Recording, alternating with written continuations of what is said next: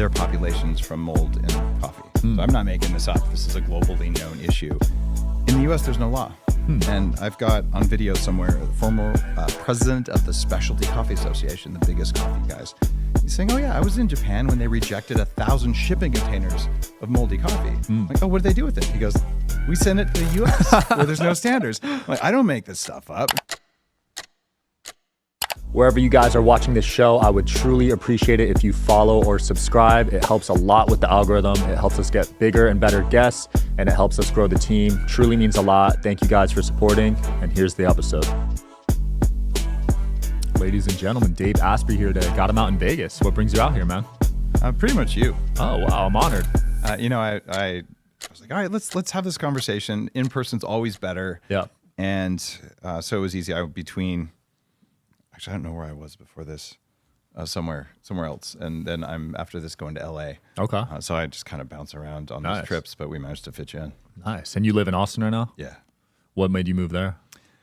I used to live up in Canada for 13 years. I built a regenerative farm with sheep and pigs and cows and chickens and all that. It turns out they're not very good company. Not profitable? Well, no, they're profitable if you're careful, but they just aren't fun to hang out with. Right. So noisy. It's just kind of lonely on a farm in the middle of nowhere. Plus, I travel 50%, and getting off an island on a small Cessna for years, I was spending 200, 300 hours a year just in airports. Inefficient. For no reason. Yeah, that makes sense. I know you you got Danger Coffee coming along, right? Yeah, Danger Coffee is my new coffee company, and it's a different vibe from the old Bulletproof stuff. And yeah, what's the difference with this and Bulletproof? Bulletproof, when I was at the company, I've been gone for about 3 years.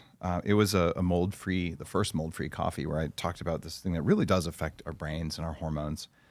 And Danger Coffee has a high dose of therapeutic trace minerals in it, and it's actually mold-free and lab-tested, and it says on the label. Bulletproof's been sold, so I've got nothing to do with them. And this is my new passion, because you can put butter and MCT in it, but even if you just drink it black, the minerals and the electrolytes, they just make it taste better. Like, it's really good coffee. But then you drink it, like, why do I feel so good? It has to do with hydration and remineralization of your tissues. Wow. And the tagline, why is it danger? Because who knows what you might do? You might start a company, you might ask that girl out, you might tell some overreaching government that they should chill out a little bit, whatever. Love it. So wait, you said there's mold in coffee? It's a big deal. China, all of Europe, and most of South America have government laws protecting their populations from mold in coffee. So I'm not making this up. This is a globally known issue. In the US, there's no law. And I've got on video somewhere the former president of the Specialty Coffee Association, the biggest coffee guys.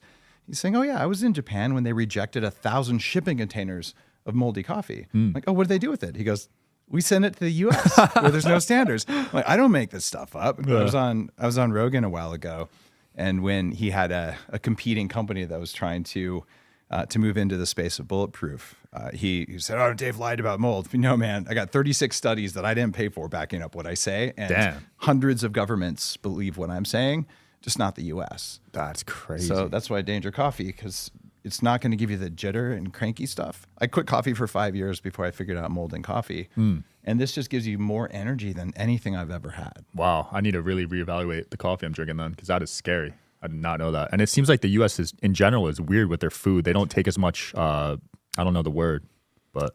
I think they actually hate their population. That's the only conclusion you could make. You go to Europe and you can eat stuff and you feel good, and Europeans come here and like, I got fat and I got all these health issues, and I went back home and it went away. Yeah. So something has to change here pretty soon. Yeah, I wonder why it's so bad here, because we have the money. That's not the issue. I think it's that there's special interest groups that are organized not necessarily by an evil overlord saying, we will poison you. Although sometimes I think maybe that's the case. What's probably happening is called an emergent behavior. So when you align incentives, you get millions of micro decisions made, and then it looks like a big conspiracy. And maybe it's not a conspiracy. Maybe it's just people said, I don't care how you feel, I don't care how much energy you have, and I don't care if you're sick.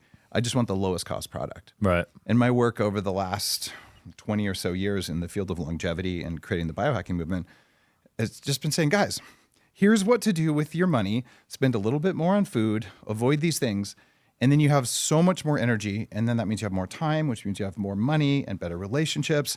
It actually changes the world. Right. So the first place you invest is food quality. And if you need to drive a car that's not as good, then that's what you do. And I've spent 20% of my monthly income for portions of my life to make sure I had good nutrition. Wow. I used to weigh 300 pounds. I'm 6% body fat right now. Crazy. I exercise 20 minutes a week with AI. And I've never been in better shape. It's crazy. Yeah, we're going to dive into that because I actually don't exercise because people say to work out for 2 hours a day, and I just don't want to do it. It's wrong and it's bad for you. Yeah. By the way, I just made a whole bunch of people really mad when I said that. There's evidence for what I'm saying. So you could overtrain. In fact, the vast majority of people who exercise, they do it every day because, well, it's a habit. It's easy to do something every day. I worked out 6 days a week, 90 minutes a day for 18 months straight when I weighed 300 pounds. And at the end of that time, how much do you think I weighed? How much? 300 pounds. I did not lose a pound. That's crazy. I was so pissed off. My most recent book was about, here's all the things you can do that give you the benefits of exercise. Your metabolism is strong, so you have the muscles, and you have just the good feelings, but you don't have to spend hours at the gym. So people come into Upgrade Labs. We're opening 27 locations right now across the country. AI will tell you exactly what to do. None of our technology makes you sweat. Most of it only takes 5 minutes. And if you give me 3 5-minute cardio workouts per week without sweating, I'll give you 6 times better results than an hour a day of cardio. Wow. So that's as much time as you brush your teeth. If you could do cardio in the amount of time you brush your teeth, you probably would do it. Yeah. Well, if you come to Upgrade Labs and you do that, you would get about a 2-year extension of your life because of the changes in your VO2 max, which is cardiorespiratory fitness. 5 minutes, 3 times a week, we can all do that. And then we get this thing that makes you actually live longer according to the studies that are out there. That's so exciting. Yeah. Is there any of these in Vegas? Not yet, but we're working on it with franchisees. Go to ownandupgradelabs.com and you can open one here. I think we might have someone shopping here, but that's super exciting, man, because an hour a day is just not in the plans for me. And not only that, you're going to need to sleep more. You're going to have to change what you eat, and you have to do aggressive recovery. So this idea of just do it and just grind it out. I did that when I was a fat computer hacker, and I'm a little bit scarred by that. You were a hacker back in the day? I was a computer hacker, yeah. Nice. My career in Silicon Valley was all around that. Okay. When I started Bulletproof, I was VP of cloud security at Trend Micro, which is one of the big computer security companies. Wow. So I still think like a hacker. The whole biohacking approach, the whole language of upgrading yourself came straight out of my Silicon Valley career. Nice. In hacking, it's a black box. It means it's something you don't know what all's in there, but you need to change how it behaves so that you're in charge. We don't know what's going on in the body. We know a lot more now than we did last year or the year before, but we're still cracking the code. So it's exactly the same thinking. So what are the variables I can change? In hacking, it's called a threat surface, right? Like if you live in a bunker, there's only a door. Like that's your threat surface. Right. And well, what's the threat surface on the body for us to change it? It turns out the body is listening to the world around you all the time. So you change your lighting, you change your timing of food, you change your temperature, you change other variables you might not think matter. And it's not very hard to do that. And then all of a sudden, look, I don't have diabetes anymore. Look, I'm lean. My brain works all the time. And so anything you do in the world of biohacking should make you younger, it should make you stronger, it should make you faster, and it should make you smarter, Right. or whatever your goal is. And that might not be your goal. But the deal is it's personalized and it's based on evidence, but not evidence that works for everyone. Who cares? It's based on evidence. I tried it. I saw the results in my own data, so I did more of it. Or I tried a plant-based diet, which is supposed to work. Yeah, I did that also. Yeah. And you tried for 6 months, right? a little bit more than that, actually, when I was a vegan. And man, it made me really sick. And I understand all the mechanisms of it now. And I kind of take it personally still when people are out there going, you have to be plant-based for your health. I'm like, the only person who ever said that was a cultist from an animal rights terrorist group or a religious fringe, Right. who's trying to convince you to do what they want you to do by lying about your health. Or that's a big food company trying to sell you peasant food and charge you like it's steak. Yeah. They know what they're doing in big food. So it's either that or there's these environmental people who don't understand that rotting grass makes the same amount of methane as a cow, but the cows build soil which sucks carbon. And then there's the people who say, I could never kill an animal. Dude, I'm a farmer. You know how many chipmunks you have to kill to get a walnut? A lot of them. Really? So the net deaths per calorie if you're eating beef is the lowest of any diet you can have, because you'll kill one animal and eat the whole year. Interesting. So I'm not a carnivore. I eat some plants. I just don't eat a lot of them. And I think they're more dangerous than people say. But there are some that are necessary. And so this idea, maybe what works for me doesn't work for you, but directionally, it's going to work for both of us. Yeah. There are some vegans that make it work. Like I know you had Brian Johnson on your show recently. He's no vegan. Or he's vegetarian, right? Nope. I thought he was. Yeah, no, he likes to say that, but he eats 20 grams of collagen from beef skin every day. I made collagen into $1 billion industry category. I'm like, Brian, you don't have to say you're vegan.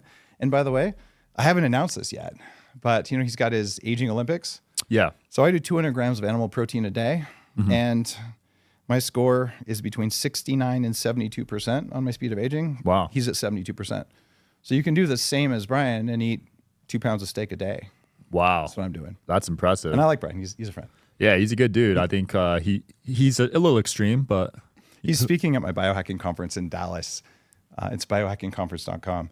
I mean, this is a marketing podcast. You see how I just effortlessly dropped these URLs. That was smooth. It's like no one even saw that. Yeah. But it'll be fun. He's gonna be speaking there, and Joe Dispenza and a bunch of other people. That's going to be sick. When is that? That's end of May, beginning of June, 3 days. I'll be there. That sounds like my vibe, man. Yeah, I've got a password if you want it. Sick, yeah. He takes over 100 supplements a day. So do you. 150. 150. Yep. That is insane. When I interviewed him, it was funny. We talked about how many pills we could swallow, and I could swallow more pills than him in one swallow. And he's like, that's a weird flex. So if Brian Johnson says I have a weird flex around supplements, I'm like, all right, winning. Yeah, that's a good thing. How many can you swallow? As many as I can fit in a hand, like a full handful. Sometimes just people just freak out when you do it. It looks like it's a magic trick, but you just imagine what you did in college with beer, and that's all you have to do. Yeah. And why do you take so many? Because I want to live to at least 180. Okay. And I'm not of that very weird kind of Puritan mindset. All of your nutrients should come from your food. It's one of the dumbest things I've ever heard. And Sean, here's why. Food today is grown in soil that doesn't have nutrients because it's had food growing in it for a long time, and we don't remineralize the soil. I add minerals back into Danger Coffee because I know how mineral deficient we get as we eat food.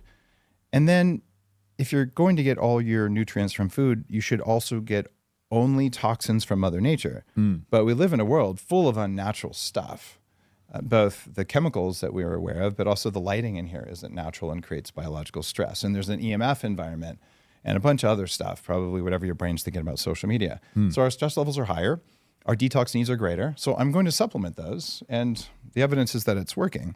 Difference is I spent $2 million over the last 20 years, not $2 million a year, and I've got the same results as spending $2 million a year. And I've been working on teaching people, don't do what I do, learn the principles. If you want this, do this, unless you're this. So AI is really helping, and that's what's behind Upgrade Labs. Nice. And I'm actually building out an AI model to tell people, like, you're not the same as everyone else. Let's not all eat a pseudo-vegan diet that actually contains beef protein. Because you don't have to do that unless it makes you happy. Yeah. And I fully expect that every person's nutritional recommendations at the end of the day are going to be within a 20% variance. You might need more carbs than me. You might need less carbs than me. And over time, it changes. Right. I eat 200 or 300 grams of carbs a day because if I don't, 5.5 to 6% body fat is like, competitor grade. Being any more lean than this would be unhealthy. Yeah. So I'm working to make sure I still have enough fat. And I say that as a 300-pound computer hacker formerly. Like it doesn't even make sense to me, but I'm never hungry. And you can do this. Everyone can do this. And you don't need more than about 30 minutes of real exercise a week. I do about 20. And you need to move for 20 minutes a day. Okay. And it's not that long. No, you go for a walk. Or if you're lazy like I am, you could get a whole body vibration plate. And about 5 minutes of that is equal to your 20 minutes of walking. Wow. And you could stand on that while you're on the phone if you want to. You don't have to give up your life to be I've healthy. used those. Yeah, they're at Lifetime, right? Yeah. Yeah, those feel good. What does vibration really do to you? Vibration tells your nervous system that you're doing a lot more than you're actually doing, so it causes the body to adapt more rapidly. I brought these into the world of biohacking about a dozen years ago because NASA uses them to make astronauts recover from space travel. Oh. And when you stand on one of those things for a few minutes a day, it undoes the damage of sitting. And you can do some air squats or whatever. We just don't have to be so aggressive about our exercise. You need to be able to turn on energy production and do hard things but you only need to do it for a minute and the body will adapt. You don't need to do it. If you want to be like a fitness competitor and, get your, external whatever muscle here, you can do all that, and I respect it. And if you want to be a pro athlete, you have to put in more time because you're training nervous system patterns. Right. But for most of us who aren't pro athletes, if you have quads and glutes and chest and back muscles, your metabolism will work, right? And then you can do some other stuff that's fun, and you'll just be in good enough shape. You'll age gracefully, and as the tech keeps coming online, you'll actually reverse your age. It's happening right now. Yeah, I just tested my biological age. I'm 21. Nice. Not bad, right? How old are you? I'm 27. Okay, you already got a 6-year head start. And get this, there's so much evidence. In fact, that makes me super happy you're doing this in your 20s. When I started working in the longevity field, I was 26, maybe 27. And I was learning all these things that are now called biohacking from people in their 80s. And I couldn't get anyone under 50 to come to this longevity group because anti-aging was only for old people. Yeah. And what we know now is that if you lift when you're in your 20s, just to teach your body to put on muscles, even if you don't exercise for 20 years and you lift again when you're 40 or 50, you'll put on muscle easily. Wow. So when you teach yourself intermittent fasting, you teach yourself all these other things in your 20s, those become lifelong skills that are stored in your nervous system and in the cells in your body. So even if you take a break, like when you have kids, if you ever have kids, you'll probably take a break from a lot of exercise because you're just too damn busy. Then what's going to happen is you can bounce back. Yeah. So the most important time for biohacking in your 20s to set your body up for life, and then you do as much as you can depending on what's happening in your life. That's interesting. So it's like riding a bike. You never forget it. Exactly. Wow. You mentioned light exposure earlier. Yeah. Now, how damaging actually are these lights? They are way, way more harmful than anyone acknowledges. And there's lots of studies now. In fact, I like to call these bright white LED lights birth control lights. So these lights right now. The ones that you are looking at that I'm not looking at because I'm wearing true dark glasses. These are blue light blockers, actually. Yeah, they're only blocking some of the blue, and they're not blocking enough of the blue. Okay. So there's a nanometer width of light called 490. All blue light underneath that is toxic for the cells in your eyes, and it screws up the timing system. Wow. It's even bad for your skin. It increases your risk of melanoma compared to sunshine. So all these people going, don't go outside. Like, but you're under LED lights that are worse for you than the sun. Yeah. And sunburns are bad for you too. Like, I'm not advocating getting a sunburn. Are you interested in coming on the Digital Social Hour podcast as a guest? Well, click the application link below in the description of this video. We are always looking for cool stories, cool entrepreneurs to talk to about business and life. Click the application link below, and here's the episode, guys. So it turns out our bodies adapted in an environment where if there's bright light, like the ones we're looking at in the studio, there's also infrared light, which is heat. The old incandescent bulbs or halogen bulbs, they were warm. And so there's infrared and there's also ultraviolet. These are things we can't see, but our body sees them. We just don't see them consciously. So when you strip those out because they're less efficient, what you're doing is you're creating the corn syrup of lighting, where you pulled all the good stuff out because infrared changes the way water flows in your cells. And red light is a signal actually to make more energy, and it actually can be converted to energy. And I started True Dark, which is the glasses company, because these block the toxic blue, but they allow good blue light through. Wow. And the good blue light is what wakes you up. So you have these poor people wearing blue blockers all day long, and they never wake up. And then you put them on at night and say, it's going to help me sleep. It doesn't work because there's 3 other colors of light at night. So I have red ones that I wear from True Dark. And I don't get jet lag anywhere on the planet anymore. I fly a lot. Wow. So I've just completely changed even when I go to sleep based on the color of the lighting in my home and whether I'm wearing glasses or not. Interesting. So jet lag's caused by the lighting. I always thought it was just the time difference. Well, the part of your body that knows what time it is called the SCN. It's inside your brain.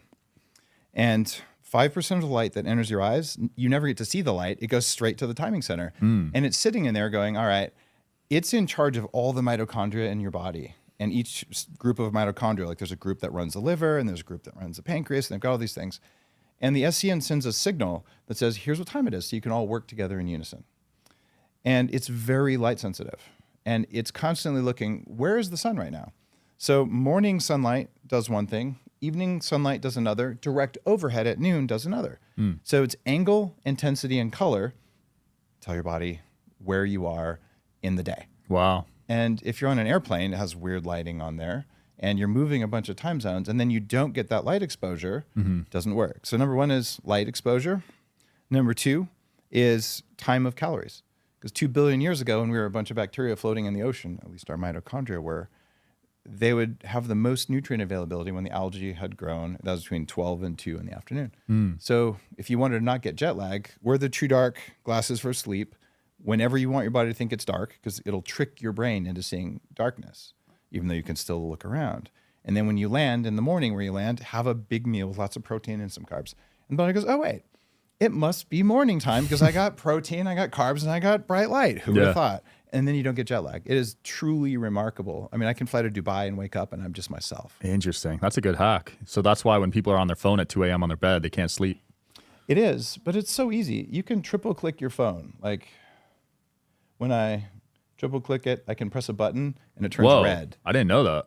Yeah, you got to turn on some accessibility settings. You can also reduce the white. So now, see how it's super dim and red? Yeah. I can look at that all night long and it's not going to affect my sleep. And then in the morning, I triple click it again and I just tell it to not be red anymore. Interesting. Now, what do you think about these people saying the phone is emitting EMF rays and it's damaging? There's more than 1,000 studies supporting the fact that EMFs are bad for the body. We know the mechanism too. It's one thing to say, well, we know EMFs, when they're there, bad things happen, but we can say maybe it was something else. There's something called a voltage-gated calcium channel in your cells. And EMFs will open up. They create voltage that opens up the voltage-gated calcium channel. Calcium rushes into the cell and causes the cell to swell. And it creates mitochondrial harm. So I've been using my phone for a long time because they're very useful. They improve quality of life and sometimes don't improve it.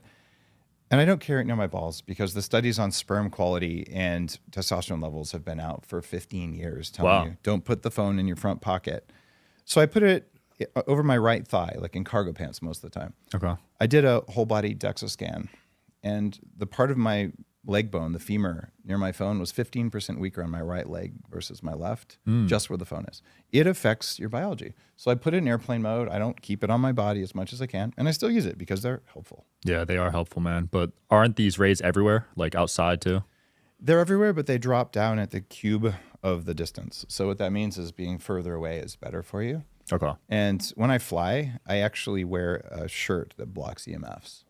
A shirt? Yeah, it's a t-shirt. It just looks like a normal t-shirt, but it's got silver fibers woven into it. Wow. So if your phone's inside it, the phone won't get a signal. I need to wear that because they make you go through those body scanners, and I heard those are terrible for you. You know, there's something you can do. They are terrible for you, and there's pretty good evidence for that. I like to be super polite, and I just wanted to call out, don't be a jerk to TSA people. Like, they don't like their jobs either, as far as I can tell them, you know, it's a rough job. Yeah. So being rude to them when they didn't make the rules, you should be rude to politicians who made the rules and probably get them out of office as soon as you can. But, you know, don't blame the messenger, is all I can say. Yeah. But what you can do is you can explain if you have any sort of injuries that prevent you from holding your arms above your head or something like that. And you're really polite and you explain it's a medical issue, but you're not being a jerk about it. You know, there is a way to go through the other metal detector, especially if, you know, you have some implants or you had some other explanation that you could provide. Good to know. They're not allowed to ask you what medical issues you have because that's a HIPAA violation, I think. So just don't be self-righteous about it.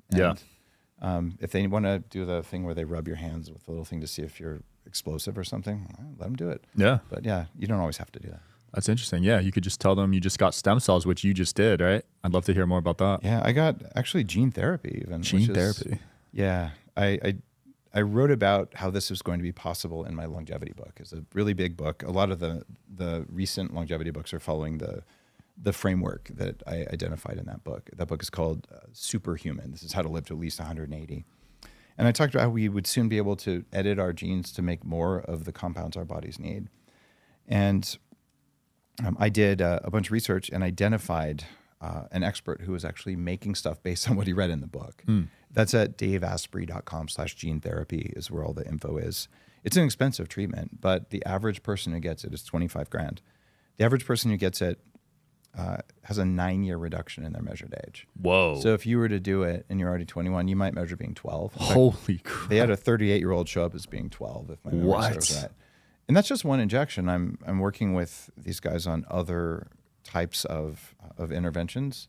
The next one coming up will increase your intelligence and reverse your age. Sign me up for that one. Well, I mean, sign me up for all of them, right? And the idea is right now it's expensive and it's 25 grand.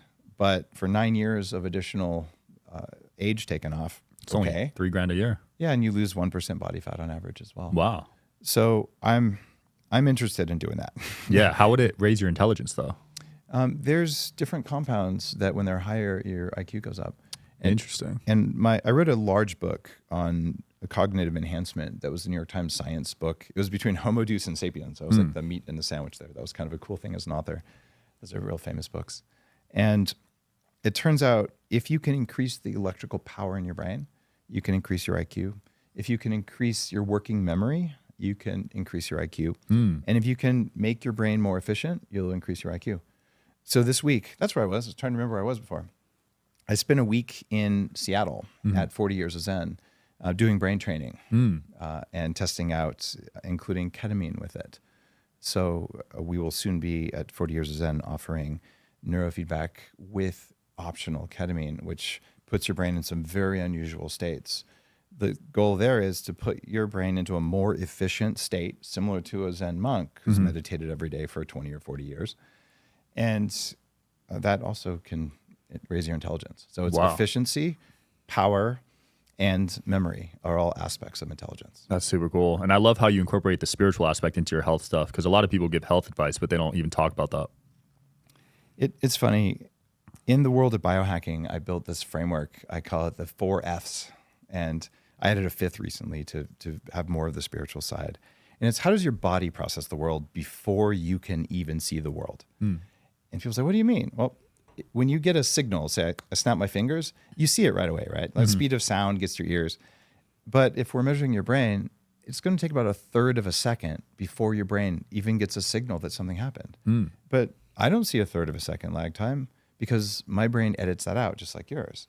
And you can tune the lag time. Advanced meditators or people who are still in their teens have about 1/4 second still, instead of 1/3 of a second. It's a marker of brain aging. I still have an 18-year-old brain speed, which is because I've done all this brain training, all the biohacking. But during that time, my body's deciding what to do with the information that comes in. So from a spiritual perspective, what does that imply?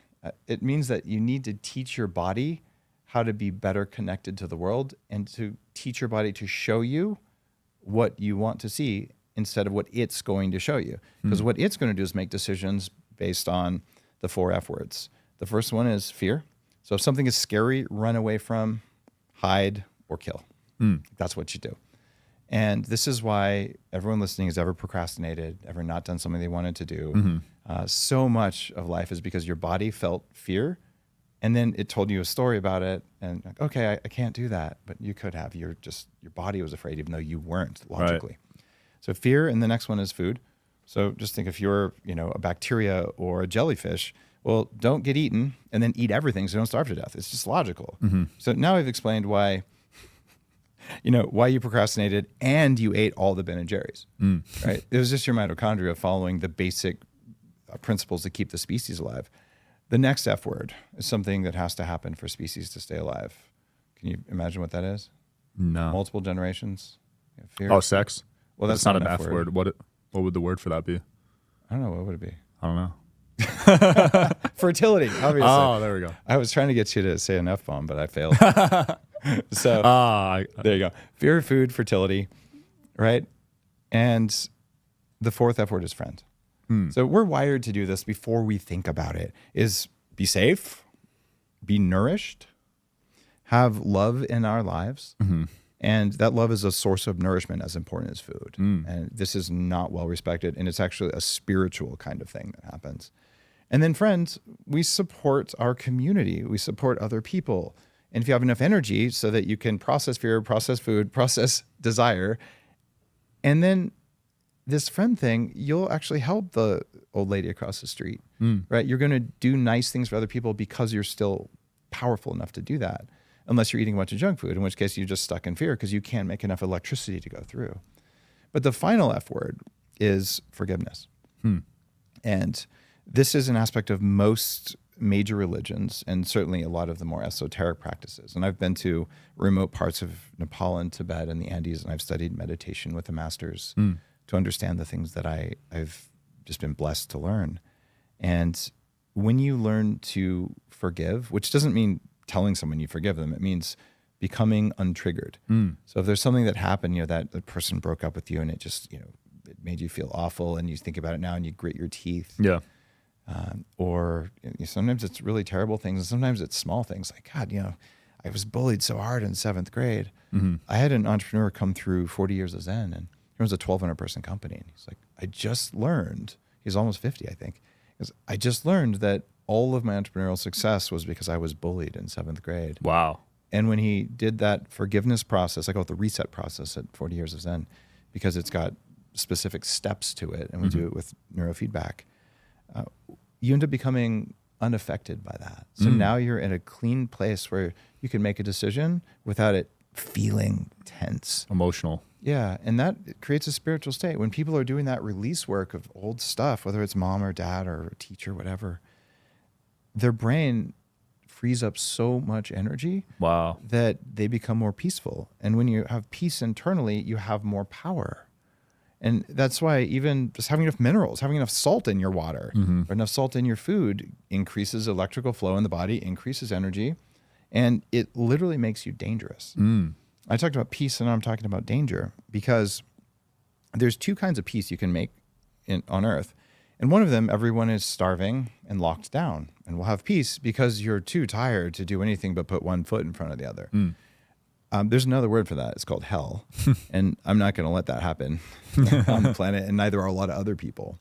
And the other kind of peace that you have is when everyone knows down to their bones that they have enough energy to handle more than anything that comes their way that day. And that's why it's called danger coffee. It's because who knows what you might do. But you are absolutely impossible to trigger. That means that no one can program you. And that means you can do the right thing, even if it's hard.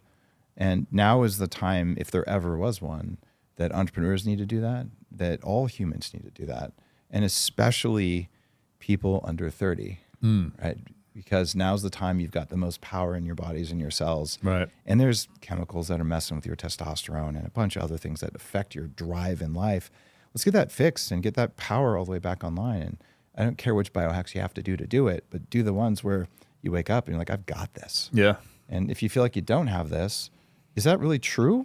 Maybe you just got tricked by something in the media, or maybe you don't, and then you make the changes to your biology so you wake up and you're like, I don't know what's going to happen today, but whatever it is, I can handle it. Yeah, I will say I had low T, and fixing that, actually, I feel a lot better. Oh, man. When did you find out? I found out 2 years ago. I was at 502. Now I'm at like 900. Congratulations. Yeah. When I was 26, I got a testosterone test. No one did that. When I was 26, I went to an anti-aging doctor. He's like, what? You're not 100. And he called me. He said, Dave, his name was Dr. Miller. He says, Dave, you have lower testosterone than your mom. He'd done my mom's. Like, is that possible? Damn. Yeah. Well, I was obese, right? Okay. So that means you make more estrogen and that you convert testosterone to estrogen more quickly. But today, everyone in their 30s or in their 20s is low testosterone because we put testosterone disrupting chemicals in all sorts of stuff. That Axe body spray you used in 9th grade or something was disrupting your hormones right when they needed to come online. And all the plastic stuff in food, it's a way bigger deal. And then on top of that, they try to convince you to go on a vegan diet, which is shown to suppress testosterone. It's like they're making weak humans. Yeah. They're making infertile humans. Yep. It's not cool. Because you can say, well, all right, my testosterone's low, whatever. I didn't kill an animal. Actually, you killed more animals with your dumb soy diet. That's just a fact. Just the tractors chop up little animals when they go through there, and you just didn't think about that. But worse than that, testosterone and dopamine ride together. Dopamine is your desire to make a difference in the world. So you're an entrepreneur. You want to bring it to work, and you want to bring it for your customers, at least if you're running a company that's doing good for your customers. If you're not, like, take a look in the mirror. But you want to take care of your employees too. You want to do your very best. And that requires a kind of energy and focus that most people don't know. Being a CEO is kind of like being a professional athlete, except you never get a break, right? It's really intense. In fact, CEOs burn more calories because of the cognitive load. Wow, than athletes? Not than athletes, but they burn more calories than people who aren't in leadership positions. They're holding a big mental picture of the world, and they're actually doing it with their hearts too, energetically, if they're attuned and they're aligned. And from all that, it just becomes really important. If you have enough dopamine, you have desire to make a difference in the world. It's not about desire in the bedroom. It helps for that too. It's about desire to make a difference. Yep. And it's true for men and women too. Women who are low testosterone, and by the way, women have more testosterone than estrogen too. Really? Yeah, they do. They still have very small amounts compared to men. But testosterone is important for desire in women too. Yes, bedroom desire and desire to be whatever they choose to be, whether they want to be a CEO or whether they want to be, an amazing parent, right? This is important for men and women to have our testosterone levels. So we have our desire. And when you have desire, you can pay attention to the world around you. And you could say, oh, look, there's someone trying to program me again. I think I'll just laugh at them, ignore it, and drink my coffee and go on with life. Versus either get really triggered or tweaked or join a tribe. Like, I'm gonna vote for this guy or this guy. Dude, if voting changed anything, they'd have made it illegal a long time ago. It's all predetermined. Yeah. And even if it's not predetermined, who cares? There's two candidates and they both hate you. Yeah, facts. I love that. Speaking of bedroom, so you have sex without ejaculating. I do. Why should I get into that? If you want to really, really show up 10 times bigger than you do today, this is the most important skill you can learn as a man. And this comes from ancient Taoist and tantric teachings. And I read a book years ago. It was actually kind of translated for me by my former partner. It was a Czech book. It was very, very old. And it was from a tantric master. And in the Taoist practice, for men, ejaculating makes you weak. Taoism was studying longevity. They wanted to live forever.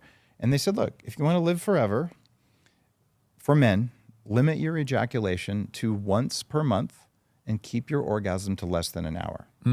Now, as a computer science biohacker guy, I'm like, that's the biggest amount of I've ever heard.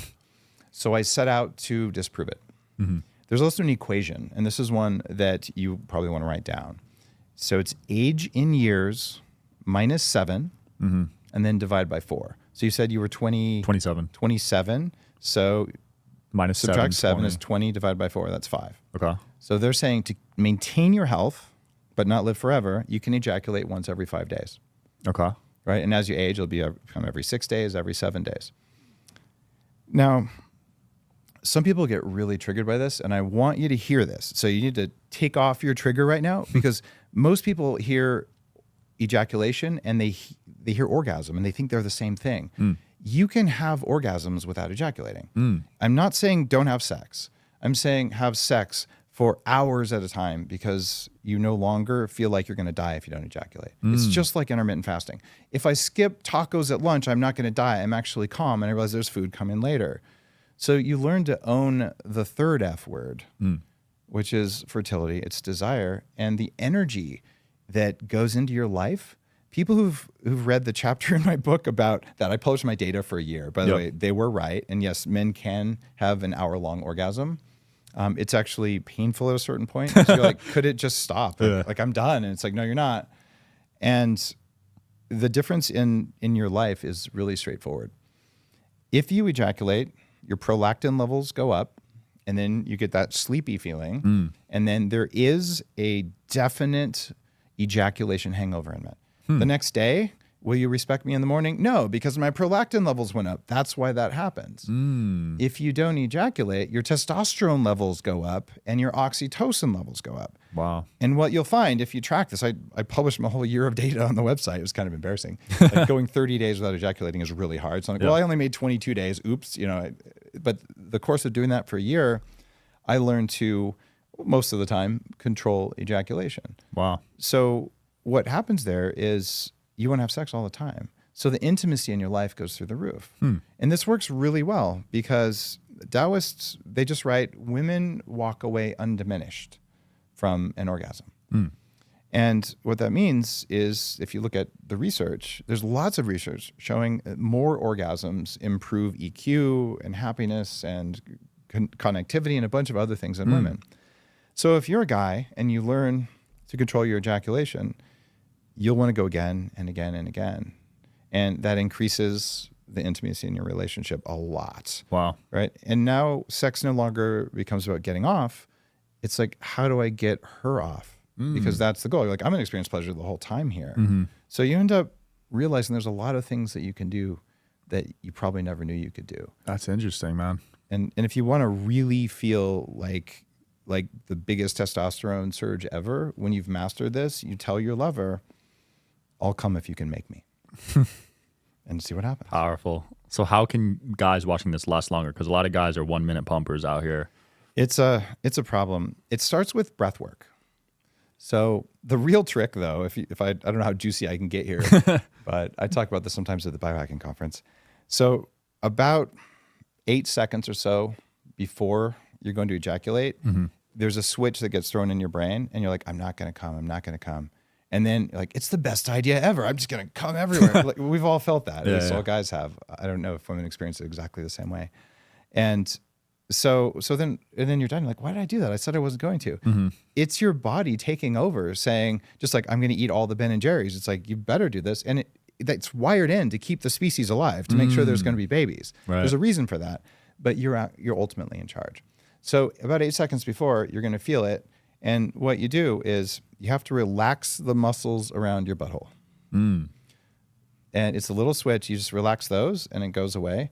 Or if you realize that, you're getting close, you do the physical movements that would come with ejaculation. So like more rapid, but you do it before you're ready. And that sends the body a signal that says, oh, I guess I must have already done it. And then it backs off.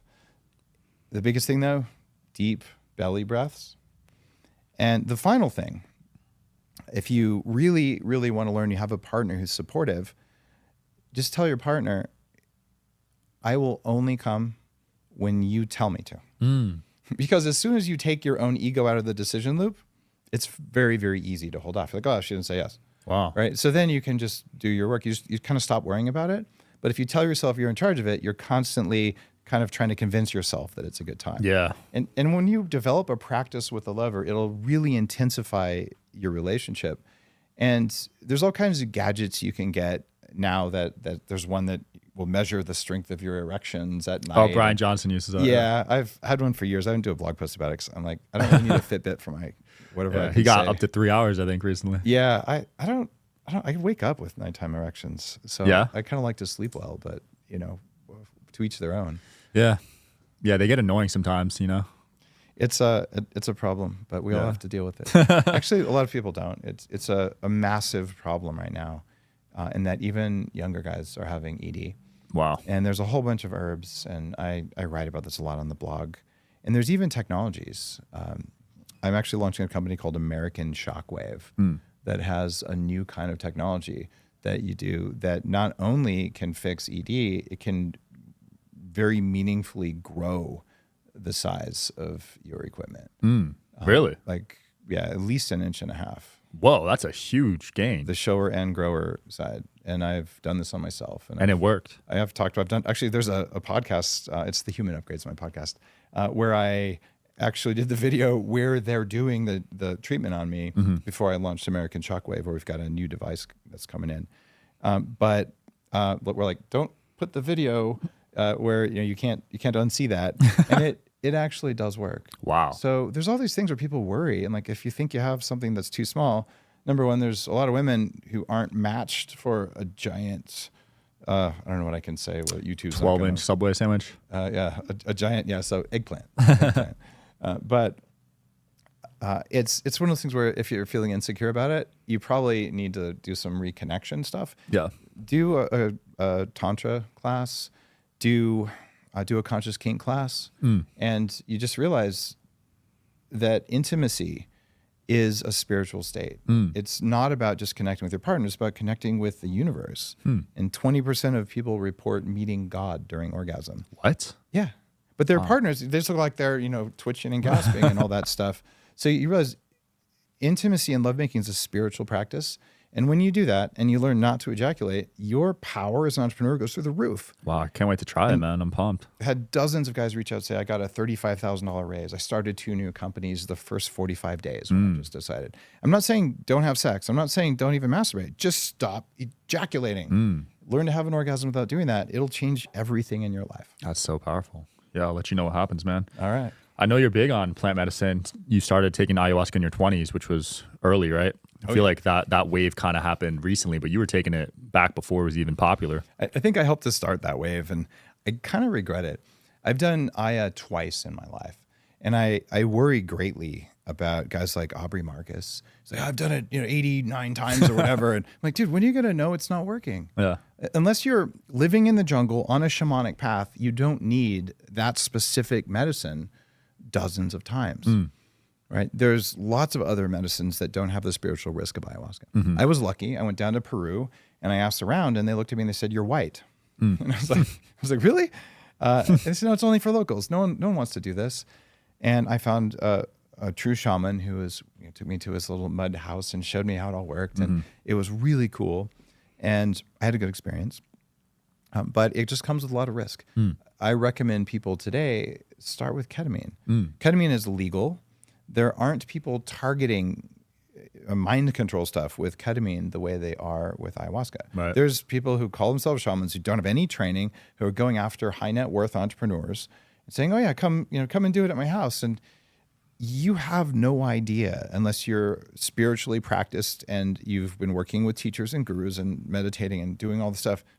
There is unseen stuff that happens with Aya that is not always positive. Right. A proper shaman, and I'm not a shaman. I've done some shamanic training, but shamans, it's a very big commitment to do it.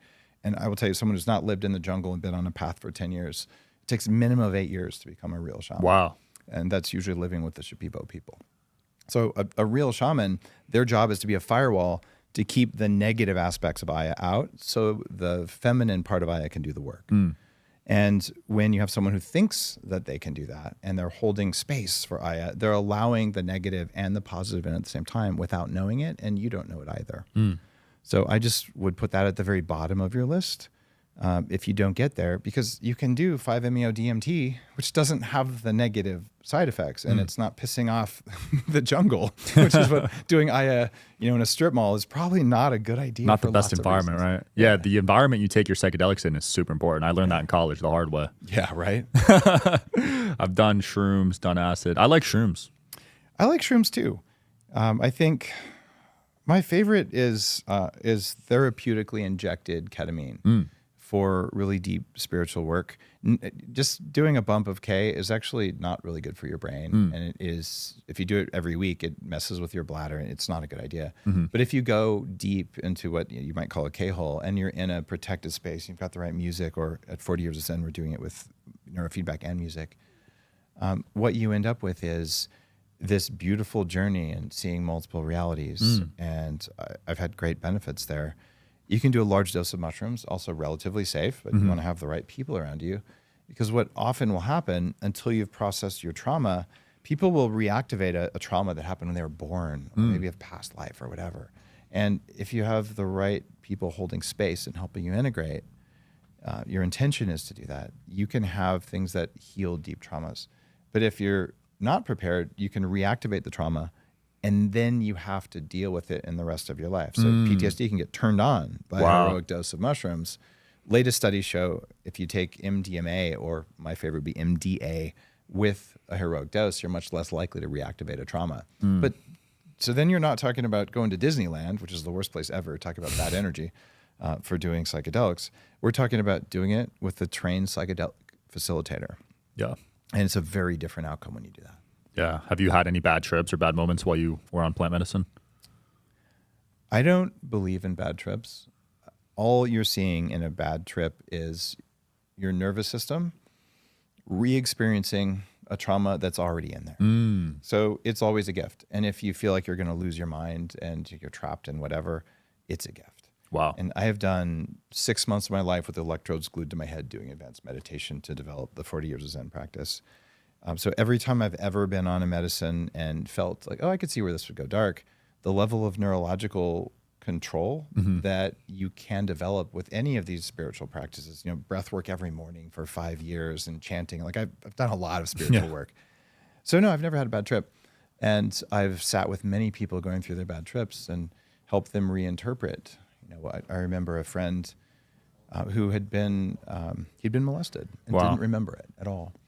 And when he was coming off of a psychedelic trip, it was surrounded by friends, thank God, but he couldn't tell reality. He just kept saying, is this real? Because the person who had abused him had told him it wasn't happening. It creates a splitting of your personality. Yeah. So you better be ready with someone who knows what's going on with that if you're going to go really deep, right? And once you know the states, then maybe you're going to say, I'm going to go to the forest, hopefully where there's no predators, and you're going to do a bigger thing. I just recommend having someone with you.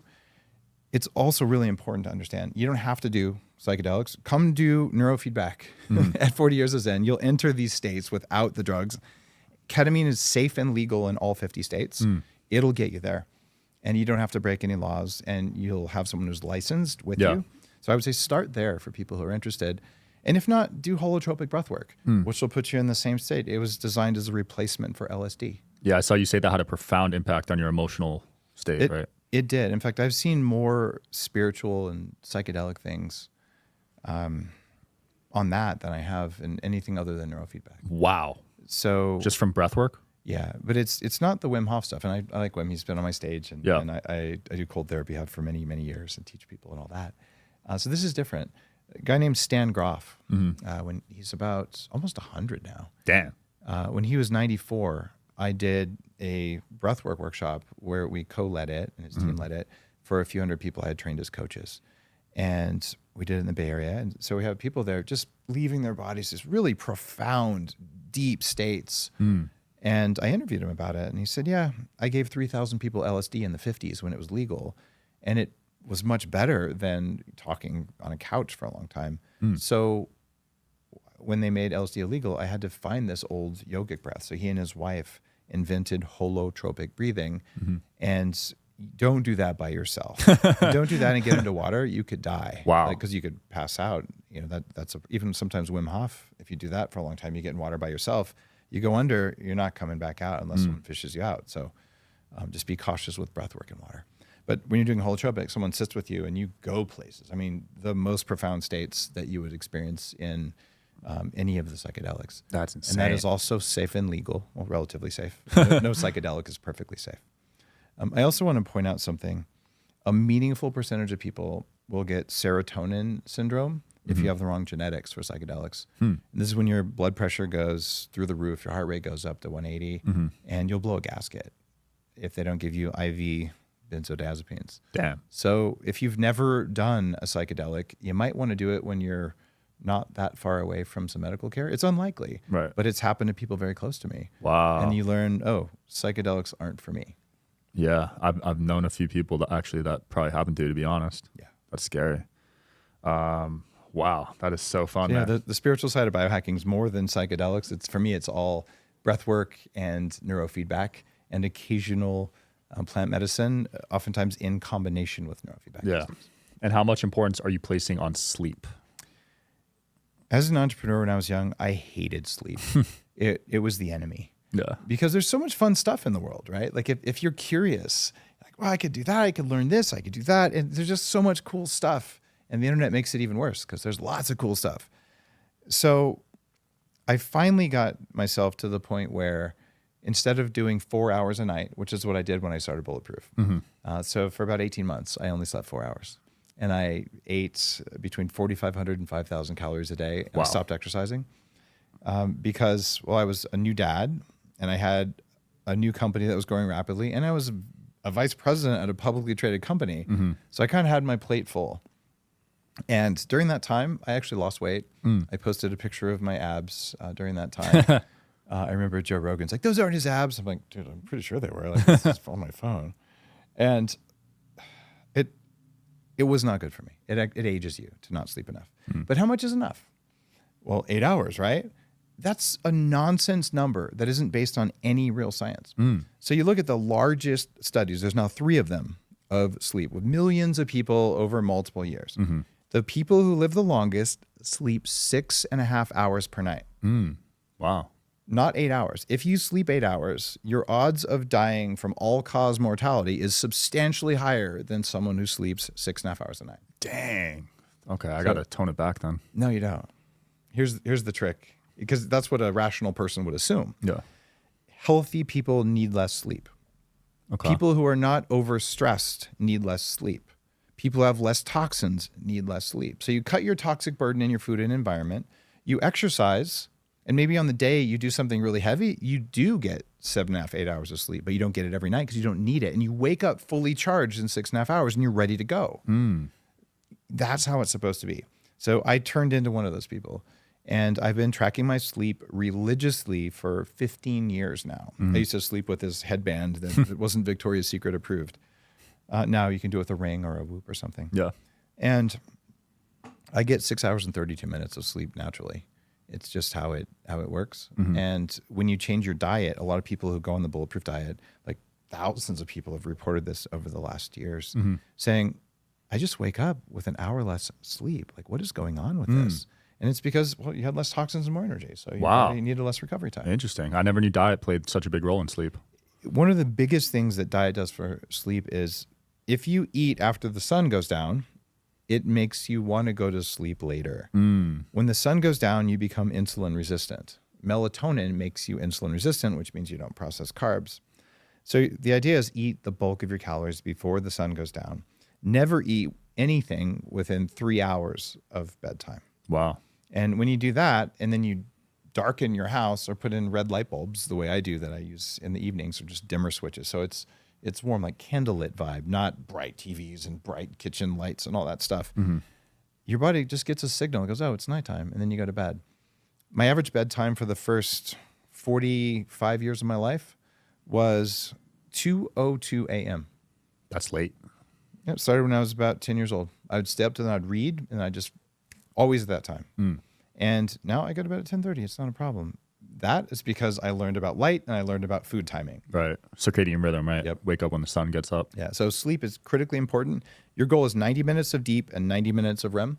Any good sleep tracker will do that. There's one I like, probably the most accurate one is called Sleep Space. It can reinterpret your Apple Watch data to give you a better score that's almost the same as what you'd get at a hospital if you're doing a sleep study. Yeah, Sleep Space is the name of that company. That's cool. And what about temperature-wise? You sleep in the 60s? Lowering the temperature is another signal to your mitochondria that it's nighttime. Like, let's see, we're floating in the ocean. No sun, it gets colder. No food because there's no sun, right? And then the angle of the light changed. Okay, it must be nighttime. So studies show that 68 degrees or lower will improve your quality of sleep. I chill out my mattress. There's a couple companies that make those. Probably all of the summaries that I have, everything that I know about sleep, which is a lot, is at the best URL of my entire marketing life, sleepwithdave.com. So if you go there, it's no cost. It's just a gift. I will put you through everything. And I've taught 100,000 people how to sleep better for free because I didn't know how to do it. Yeah. Yeah. That's cool. You got so many URLs. I was listening to you on other shows. You'd be name dropping like 5 an episode. If I was really looking at maximizing profit, I would just say dangercoffee.com, dangercoffee.com, dangercoffee.com. Yeah. But this is actually about education, and it's our birthright to know how our body works. So when thousands of people keep asking me, how do I get better sleep? What do I do? I'm like, well, here's everything. Sleepwithdave.com. And it's free. Just go there and I'll teach you something every day. And, you know, why would I not do that? I guess I could write a book on sleep, but I feel like at this point I've written probably 25 blog posts and a whole bunch of Instagram things. So I'm just giving it away because maybe you'll buy True Dark glasses. Maybe you won't, right? It's okay. I just want you to get more sleep because you're unlikely to run me off the road when you fall asleep. And like the world's a better place when people sleep better, whether or not they ever buy anything I ever made. I don't care. Get better sleep, be a nicer person, right? I want my kids to grow up in that world. Agreed. Yeah. You'd be cranky if you don't get enough hours. That's right. Dave, it's been fun, man. Anything you want to close off with or get off your chest?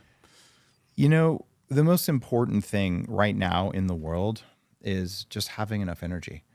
And that comes from the proper diet and proper environment. And most important thing is getting enough minerals back in your body. If you do everything right and your body doesn't have the zinc and copper and magnesium and all the things, it cannot make the proteins and the enzymes and the chemicals and the neurotransmitters. So fixing your minerals can fix your testosterone, can fix everything. So the way to do that is you take a formula called Minerals 101. And it's something you can find out about on the Danger Coffee website. There's trace minerals in coffee, but just focus on your minerals. It's the easiest thing you can do. Use sea salt instead of regular salt. Just get your mineral levels up and watch your power come back online. When your power comes back online, then who knows what you might do. And my bet is that in your bones, inside the small parts of your cells, you're wired to be kind to other people. And you're wired to be very dangerous and to choose to be peaceful because that's the most rational thing to do. So I want to build that world, and don't buy anything that I make. You don't have to do that, although I like it if you do. I just want you to have your power back. And if you feel like you're not powerful, you got to ask yourself, is it true? And if it's true, then it's what you're eating, and it's what you're sleeping, and it's what you're probably not doing. Fix that first before you try to build an empire, before you try to do anything. When you wake up and you're like, I've got this today, and you're not pissed off, you're not angry, you don't feel helpless. You just feel like, I don't know if it's going to be the best day of my life. I don't know if I'm going to get a new job or if I'm going to start something, but you're just charged up. And build your life so you're charged up, and then you'll build a great company. But if you try to build a company when you're depleted and weak and your testosterone's 300 and you don't have any minerals, it's going to suck. Yeah. So maybe start with Danger Coffee, get a mineral supplement, and see what happens. Love it. Thanks so much for coming on, man. Thanks for watching, guys. As always, see you tomorrow. Boom.